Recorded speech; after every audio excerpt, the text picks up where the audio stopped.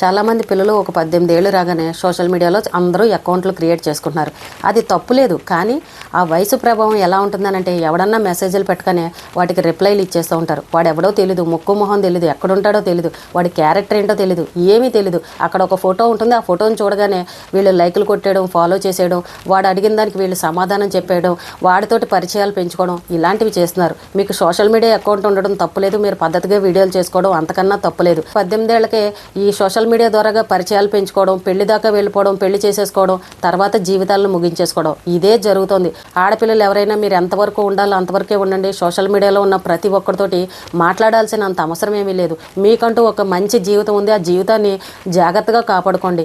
Address తెలియనివాడు, తలతొక్క తెలియనివాడు మాటకు విలువిస్తారు, కానీ కన్న తల్లిదండ్రులకి రోజు అన్నం పెట్టే అమ్మ మాటకు మాత్రం మీరు ఎవరూ విలువివ్వరు. ఆడపిల్లలందరూ జాగ్రత్తగా ఉండండి. సోషల్ మీడియాలో ఉన్నవాళ్ళు మరీ జాగ్రత్తగా ఉండండి.